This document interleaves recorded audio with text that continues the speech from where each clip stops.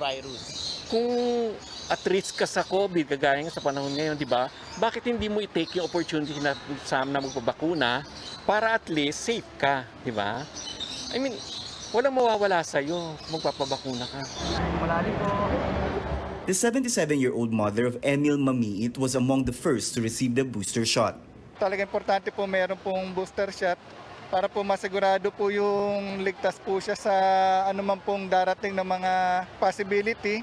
At saka po parami po yung variant. So mas importante po na may booster na po si nanay para ligtas na. This is one of the 3 vaccination sites in Valenzuela City that roll out the expanded booster shots for fully vaccinated adults. Inoculation is on a first-come, first-served basis, but only those who are fully vaccinated between March to May will be prioritized for the additional doses. People can choose their vaccine brand, but subject to availability. The local government unit aims to provide booster shots to some 800 individuals on a daily basis. They are also expecting to add more sites to accommodate the possible influx of vaccinees. Yes po, magkakaroon po kami ng additional for booster doses po natin. By Monday po, we'll be starting po another 2 sites. Apart from Valenzuela, Taguig City is also administering booster shots for the general public. Quezon City and San Juan City eye to give booster doses to essential workers and indigent population on Saturday. Marikina City has no schedule yet, while Navota City is still waiting for additional vaccine supplies. Manila and Mandaluyong are so far prioritizing health workers, the elderly, and people with underlying health conditions. Tristan Udalo, CNN Philippines.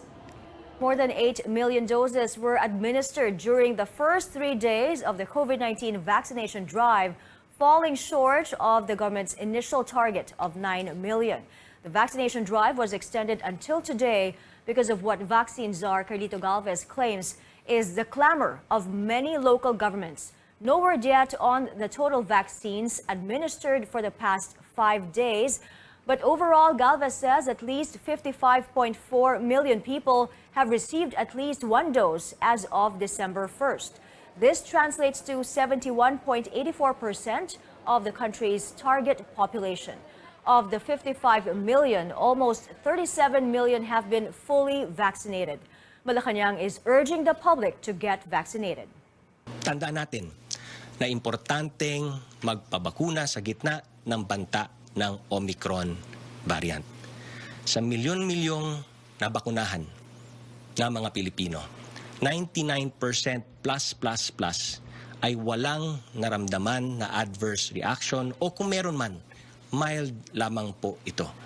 Wala pong namatay na direktang may kaugnay sa COVID-19 vaccine jab. This Christmas, let us give our family and loved ones the gift of good health. Let us vaccinate, vaccinate, vaccinate. The government is hoping for a bigger turnout in the second leg of the national vaccination days on December 15 to 17.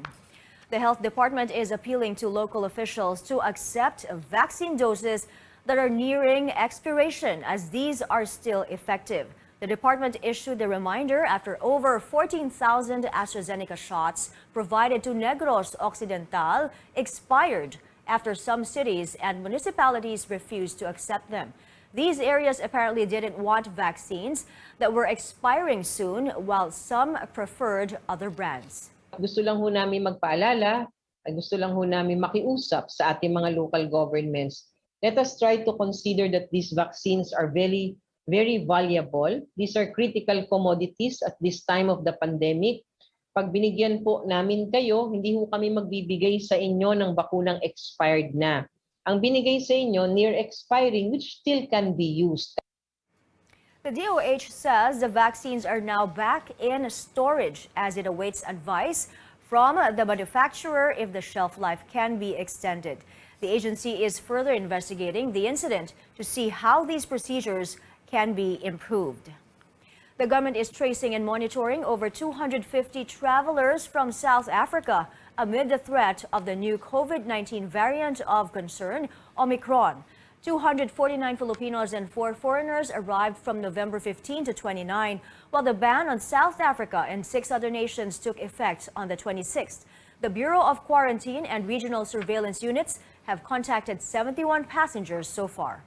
No positive case was reported on retest, while the 3 foreign nationals from Region 6 tested negative on RT-PCR retest last December 1. The BOQ and the RESU has verified 71 cases, of which 68 are returning overseas Filipinos and 3 are foreign nationals from Region 6. 70 are all in facility quarantine, including the 3 verified foreign nationals. 1 returning overseas Filipino is in home quarantine. Meantime, new testing and quarantine protocols are in place for international travelers from nations outside the red list. Fully vaccinated people are required to present negative RT-PCR test results conducted 72 hours before leaving the country of origin. They will undergo facility-based quarantine and another test on the 5th day after arrival in the country. Those unvaccinated or partially inoculated will be tested on the 7th day. All are required to quarantine at home until the 14th day, even if they test negative. Malacanang appealed for understanding amid the updated protocols. Whatever changes or amendments adopted are prompted by a continuous assessment of prevailing conditions. When there are developments that merit the adoption of a more cautious approach to the entry of individuals from overseas, the IATF will recommend what is necessary to safeguard the health of our people. International travelers who arrived before the updated protocols took effect will follow the rules in place when they entered the country. The World Health Organization believes the number of countries with a new variant is higher than currently reported. It now warns nations in the Western Pacific region to begin bracing for another possible surge in cases. Carolyn Bonkin tells us more.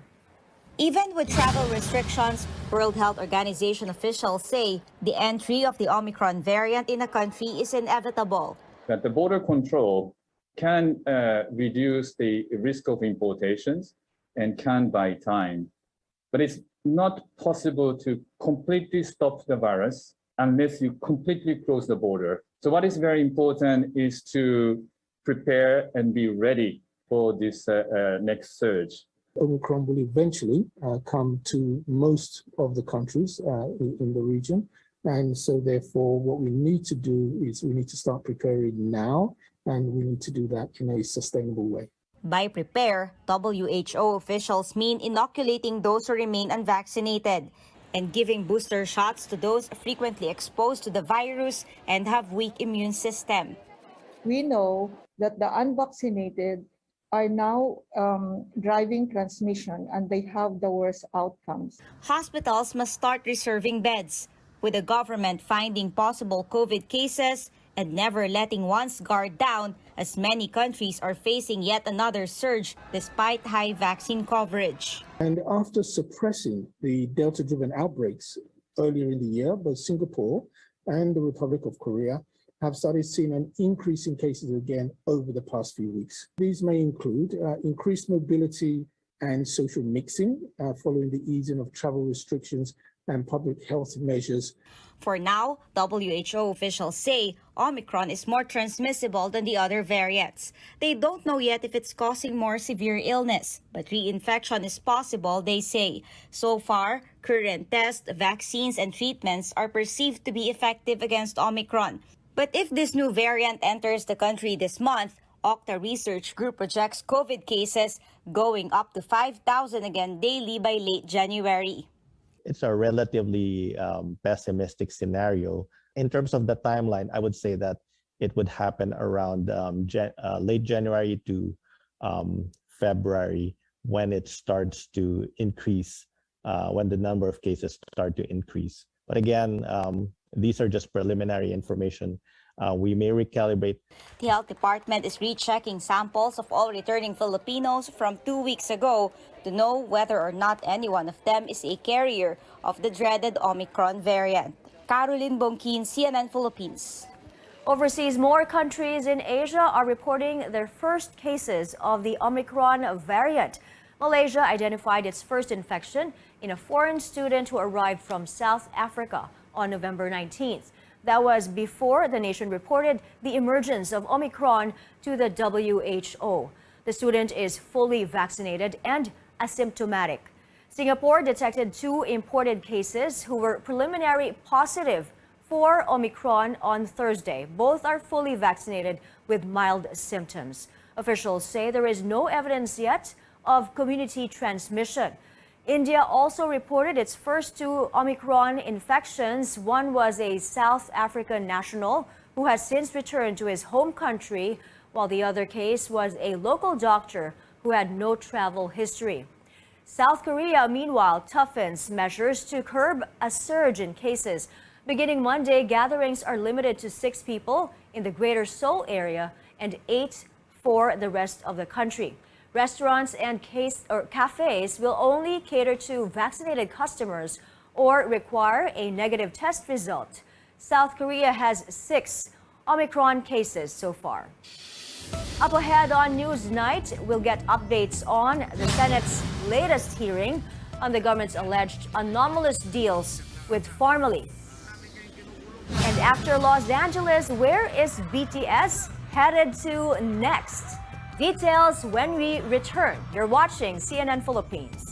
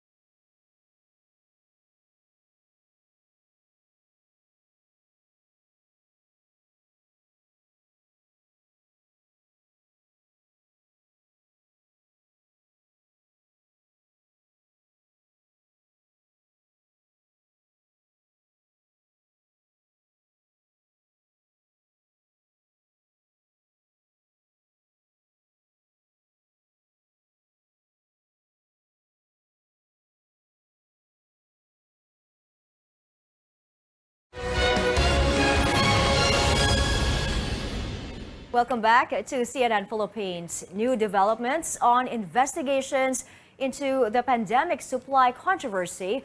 The Bureau of Internal Revenue is looking into dozens of taxpayers linked to the government's questionable deals. Let's get the lowdown from Amor Santos, who's monitoring the Senate's 16th hearing with the embattled supplier Pharmally Pharmaceuticals. Amor, who are these taxpayers and what else has been unraveled today in the probe?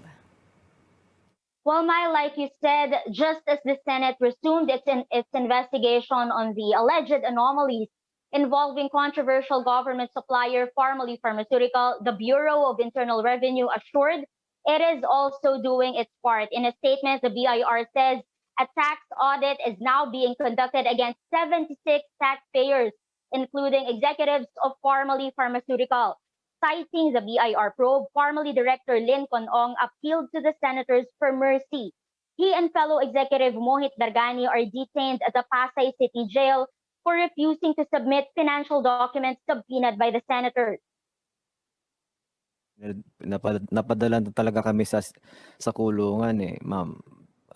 We are not criminals. Yung mga file na yan, I really don't know kung saan man sila.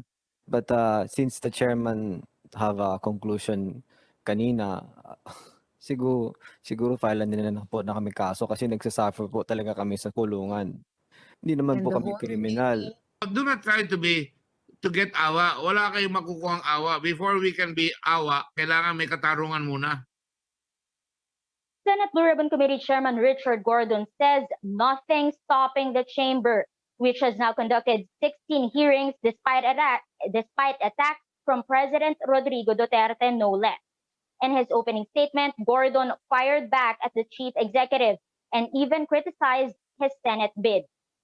Isang huwad na nagpapanggap na isang bayani at binola nyo ang tao at ngayon napapatunayan na kayo ay talagang kapatid na magnanakaw, sinungaling kayo. How dare you again ask for the vote of the Filipino people when you failed them? During the hearing, tax expert Mon Abrea again discussed Pharmally's lack of supporting documents for purchases amounting to 3.4 billion pesos. Gordon says this may be ghost deliveries and the money may have been pocketed.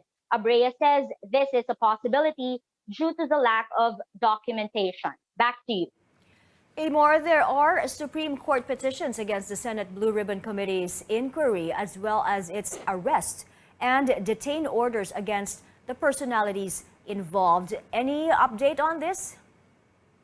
Well, Maya, despite those petitions, Pharmally executives Mohit Dargani and Lincoln Ong still attended the Senate hearing. They were escorted by Bureau of Jail personnel from the Pasay City Jail to the Senate. Now, Pharmally's alleged financier, Chinese businessman, and former Duterte advisor Michael Yang also joined virtually.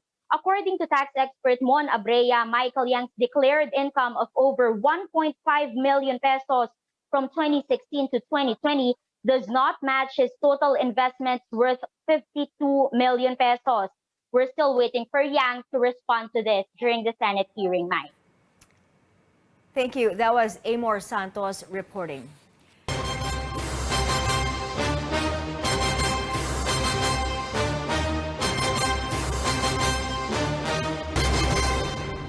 A document shows presidential aspirant Bongbong Marcos did not pay the tax penalties or the penalties in his tax case, which is now at the center of petitions to disqualify him from the 2022 presidential race. The Quezon City Regional Trial Court Branch 105 issued a certification stating there has been no compliance of payment or satisfaction from the RTC decision in 1995 or the Court of Appeals in 1997. Attorney Ted De, the lawyer representing some petitioners against Marcos, says they will bring the matter to the Commission on Elections and the Office of the Quezon City Prosecutor. De says Marcos remains ineligible to run for public office because of the conviction. Meanwhile, officials of Marcos's Partido Federal ng Pilipinas are denying the party is in disarray. This is in response to Abubakar Mangelen, who introduced himself as party chairman and filed a petition at the COMELEC.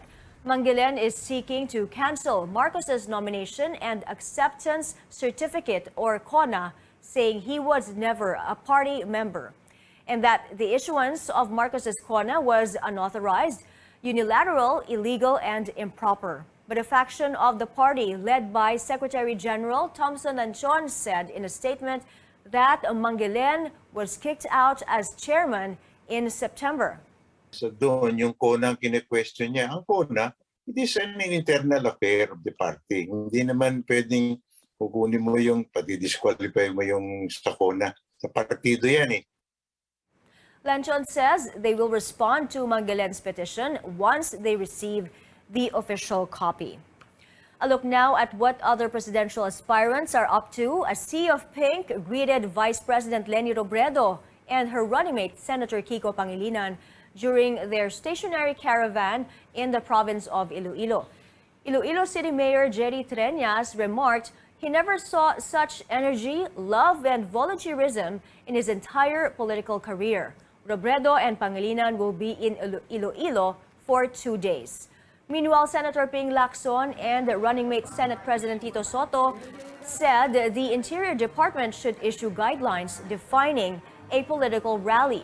The DILG has called on aspirants and supporters to refrain from holding such events as it is not yet campaign season and because of the Omicron variant threat. And Manila Mayor Isko Moreno says he would retire if he loses the 2022 presidential elections. But if he wins, the 47-year-old told his supporters in Bulacan that he would quit politics after his term. Halimbawa, pinalad ako sa tulong ninyo, sa awa ng Diyos, o at the age of 52, di tapos na yung term ng presidente, no? Pahinga na. Magbabayad na ako ng kakulangan ko sa pamilya ko, sa mga anak ko. What if, let's say, hindi ka pala rin? Ay, tapos na ang buhay. Move on.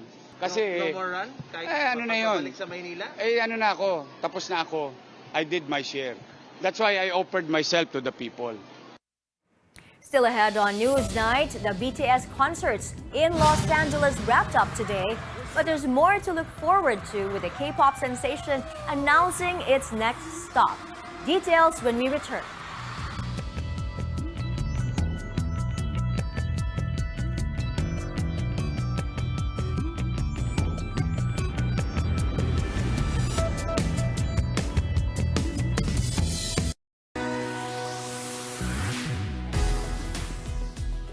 Kabilang ba kayo sa mga Pilipino na nahihirapan sa mga transaksyon dahil wala o kulang ang mga valid IDs?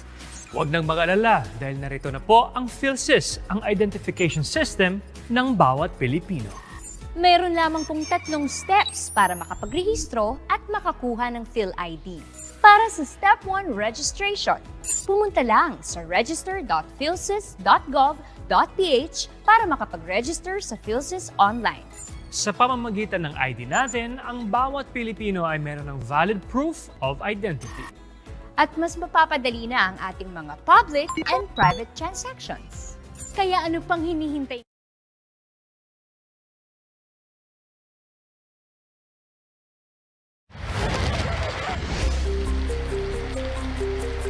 Year in, year out, natural catastrophes strike. But while they may have become more frequent, people can never get used to the tragic loss of life and property. While Mother Nature has displayed time and again her power, people seem to be always caught off guard. Here's where the Philippine Space Agency, or PhilSA, hopes to effect change by providing as many people as possible with relevant data from space. Our Earth observation satellites carry powerful cameras, sensors, and computing systems, and they are all trained back down towards Earth. The data we collect from satellites is processed or computed upon in order to yield actionable insights for monitoring agriculture and fisheries, protecting the environment, and responding to disasters. PhilSA created Space Data Dashboard. Anyone can access it through the internet. The website has an interactive map showing a wide range of process information obtained from satellites. This may help in monitoring pollution levels in air and water, aiding disaster preparedness efforts, and keeping track of what's happening in coastal areas. The data can also contribute to the country's COVID-19 response. Actually, you can, kung gusto nyong, for example, one use case is, ano nga ba yung kabuuan ng economic activity natin before, during, and after the lockdowns. So you can actually compare yung traffic natin sa port na yon and yung air quality natin. Nakikita nyo na habang dumadami yung traffic natin sa mga ports na yon ay medyo naapektuhan din yung air quality natin. So you can combine those information. Formed only in 2019, the country's space agency still has a long way to go. But for now, all PhilSA hopes is to provide people the access to much-needed information now finally available through space science. Tristan Odalo, CNN Philippines.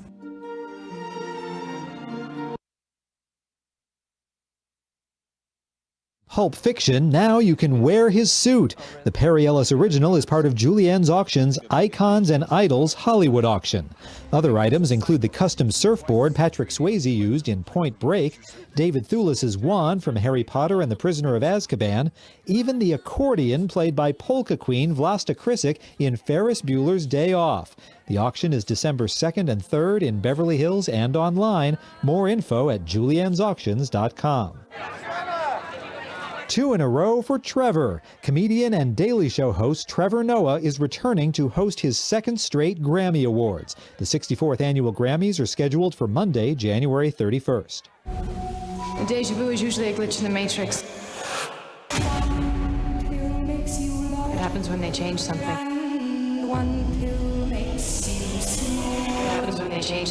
The latest trailer for The Matrix Resurrections may seem familiar, as it mixes scenes from the first 3 films with new footage. Keanu Reeves and Carrie-Anne Moss return in The Matrix Resurrections, due out December 22nd.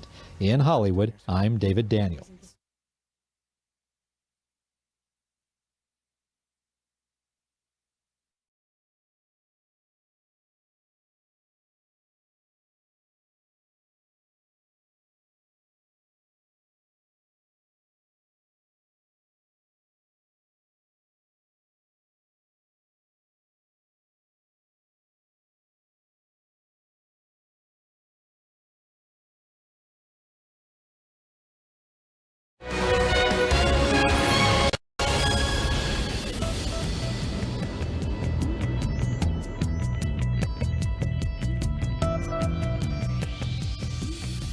Welcome back. BTS is giving fans a chance to see them live yet again, this time returning to their home base. The K-pop group announced Seoul as the next stop for its Permission to Dance on-stage concerts set for March 2022. The announcement came after BTS wrapped up the last of its shows in Los Angeles today. The group ended the 4-day event with a surprise guest. Coldplay's Chris Martin joined BTS for a performance of their chart-topping song, My Universe.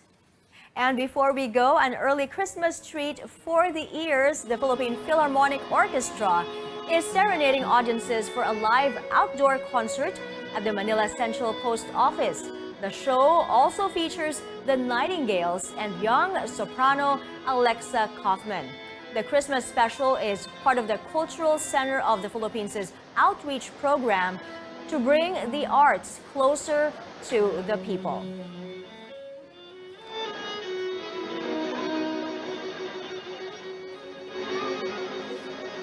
You can also watch the show online through the CPP office of the President's Facebook page.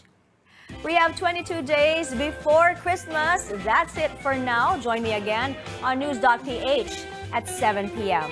I'm Mai Rodriguez for Newsnight, where we go above and beyond the headlines.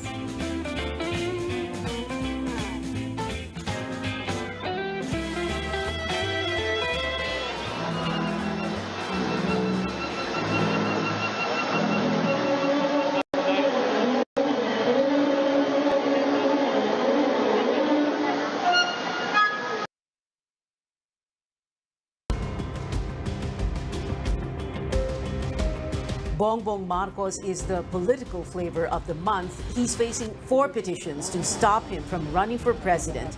Everyone likes to call him the son and namesake of the late dictator Ferdinand Marcos. Even President Duterte has only harsh words for him, despite the fact that back in the 2016 elections, Mr. Duterte said he wanted Bongbong to win. But here's what's going for Marcos Jr. He's doing very well in pre-campaign surveys, and like it or not, as a former advertising executive and political strategist Greg Garcia says, it's a strong brand. Marcos is a strong brand. So will he defy the odds and win in 2022? 36 years since his father was deposed. What sweet revenge and utter vindication for a family so vilified all these years. The complete rehabilitation in a referendum on EDSA 1986. The nightmare that yellow, now pink forces dread.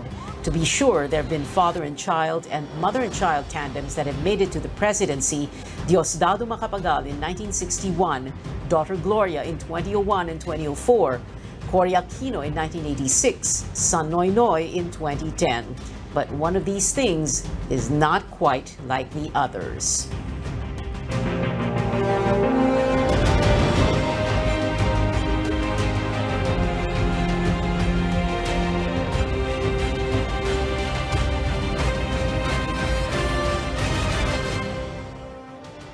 Good evening, I'm Pia Ontiveros. Welcome to your weekly political appointment fix, politics as usual. Now, before we tackle the Bongbong Marcos story, let's talk about this development that broke just this morning and admittedly wasn't entirely unexpected.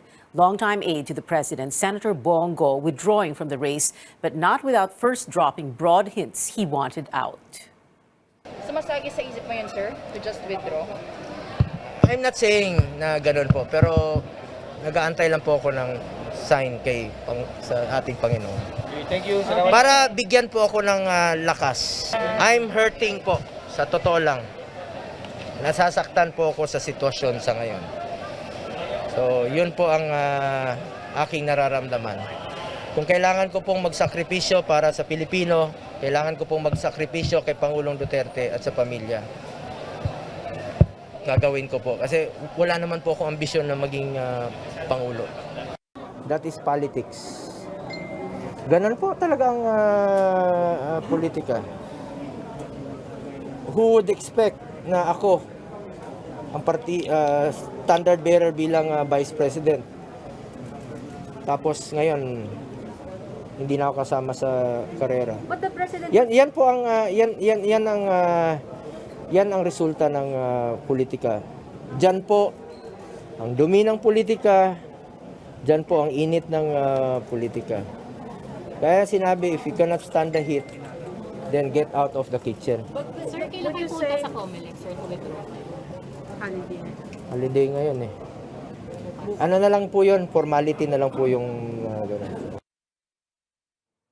Well, Bongo also did say, and we quote, ayaw ko rin pong lalong maipit si Pangulong Duterte. Now, party officials who fielded Go for President say they are open to all options. Federalismo ng Dugong Dakilang Samahan, or PDDS founder Greco Bellica says the party will meet today and will also talk with the ruling PDP Laban. He says the group respects Go's decision, but it now needs direction. With Go out, who among the presidential aspirants will they support? Well, right now, that's until we sit down with our leaders and our principal, the President and Senator Bongo, wala muna kami iniisip na gano'n. All options are open, and whatever's going to be best for the country and best for the party. And without a clear lead, not only is the PDDS in a quandary, so is the president's own party or a faction of it, the PDP Laban. Energy Secretary Alfonso Cusi, its president, can only say that the senator has good reasons behind his decision. Senator Ping Lacson now asking who will be the administration candidate. When asked if he's open to be endorsed, he had this to say. Mahirap sagutin yung tanong mo.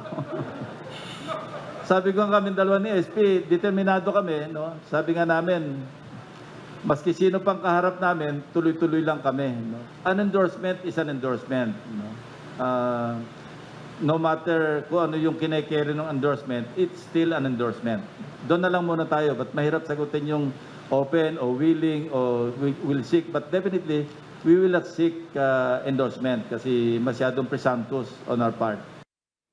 Well, our guests for tonight, political analyst Antonio Contreras, Professor Ton Contreras, and Singapore-based sociologist Ash Presto. Good evening to you both, Professor Ton and Ash. You know, last week lang ang topic ko ay presidential anointments, and my guests, Ronnie Puna and Malu Tiquia, were talking about how important it is that the president, the one who is endorsing or anointing, is very popular, and at the same time, the one he's anointing is very capable and, siguradong, a sure win.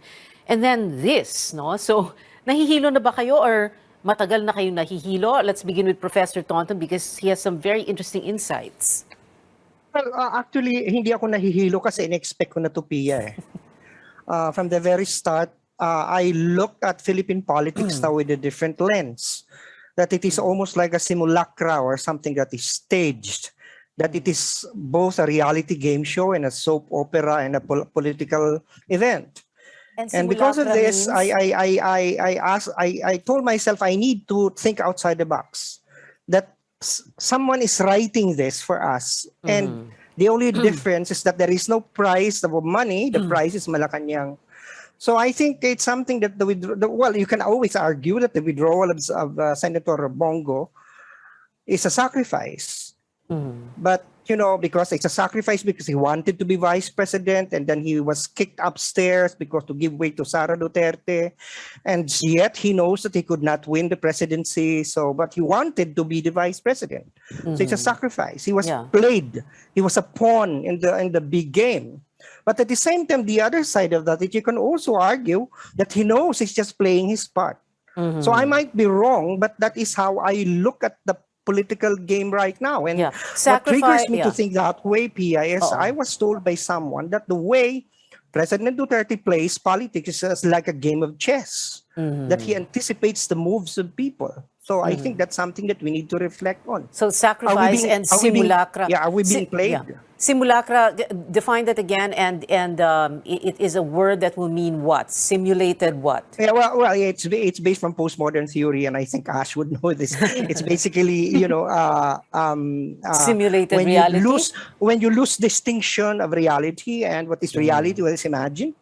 And it's very much like true in reality game shows where, like the Kardashians, you don't know, is it real or are they just acting? So it is now, politics is now acquiring that flavor. Ito so ba mga ito, umaarte lang? O tunay talaga? Baka naman we're already daydreaming, parang ganon. Yes, so something Ash Presto, to is that right? Yeah, or it's almost like you're in a theme park. I would agree with Prof. You don't know what, also. this is something that is fantasy, yet it is real.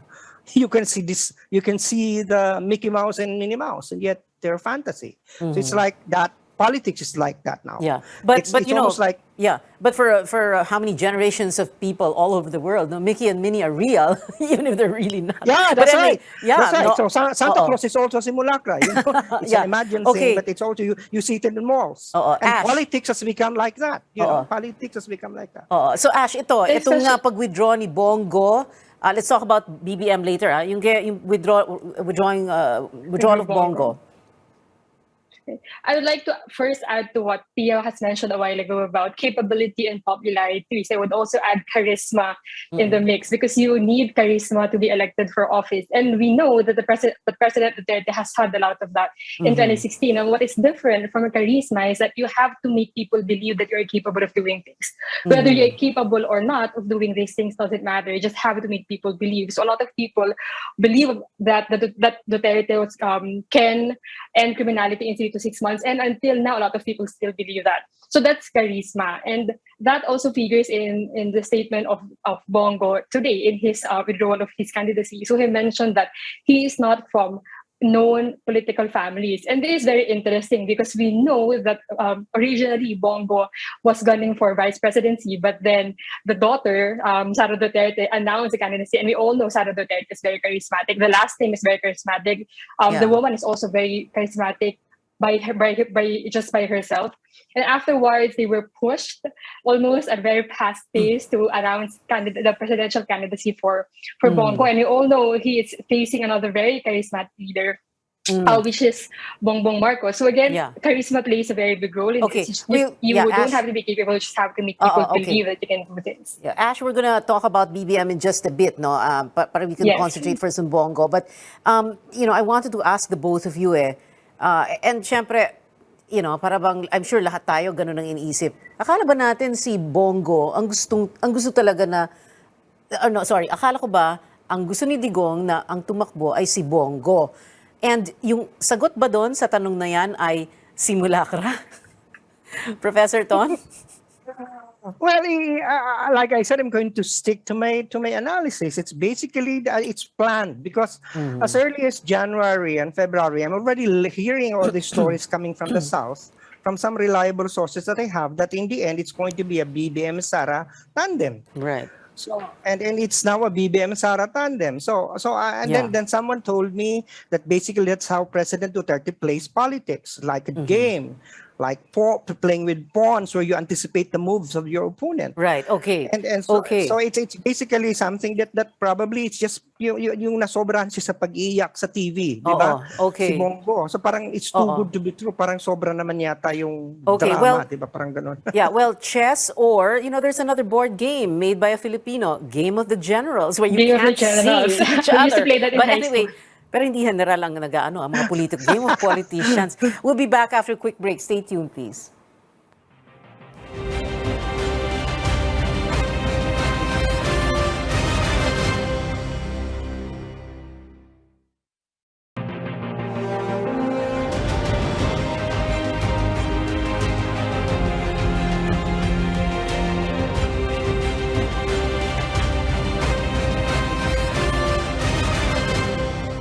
Welcome back. This is Politics as usual. Very quickly now because we don't have much time. We're still talking about Bongo. So of course, ngayon ang tanong ng tao is, sino ngayon ang kandidato ni Tatay Digong? Is it, as Professor Ton is saying, it's going to all figure under the simulacra, and then, low-ranking sa survey naman si Bongo, but at the same time, ilang boto din yan, no? At kanino yan mapupunta? So very quickly, I wanted Ash to answer that question. Ash, presto.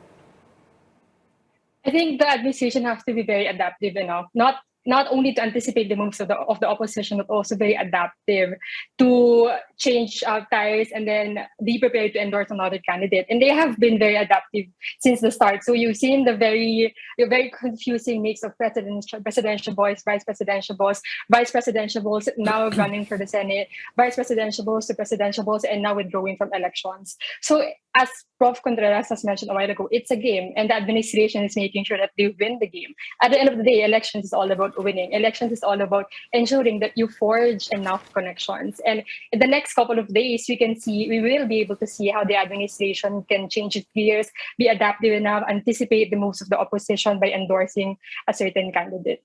All right. We're going to shift now to BBM and the first question will still be about Bongo, no? Because the question is, how will this withdrawal of Bongo benefit Bongbong Marcos? But before that, political strategist Greg Garcia said, and I quote, BBM has a lot to thank the opposition for. What doesn't kill him makes him stronger. So, itong withdrawal ni Bongo, is it going to benefit Bongbong Marcos, Professor Ton? Oh yeah, because many of the supporters of Bongo are natural Marcos supporters. Basically, because remember, the diehard Duterte supporters, the DDS, and the loyalists would be one cohort that supported the Duterte administration. And so they are, even if they quarreled recently because of the Go Marcos rivalry initially, they're natural allies. And the question is, who will be endorsed by the president? Endorsement could come in two ways. It could be overt and covert. Now, openly, someone can endorse one candidate, but under the table, it could be another candidate. And sometimes, in this world where you have images, sometimes even if you attack a candidate, for example, that might also be an endorsement because the attack might appear the way to be President so Duterte contrived. has been attacking Bongbong Marcos. Yes, I would even say, Pia, that, for example, these recent attacks, yung unang akusasyon niya na Marcos is a communist, which is not true, and no one believes that. It's already like a staging of a lie, because if you told a lie, then no one will believe you the second time around. And that's what happened when he said, he alluded to a drug addict for a presidential candidate. And many people suspected it to be you-know-who. And so now it's almost like and then calling him also weak leader, spoiled child. No?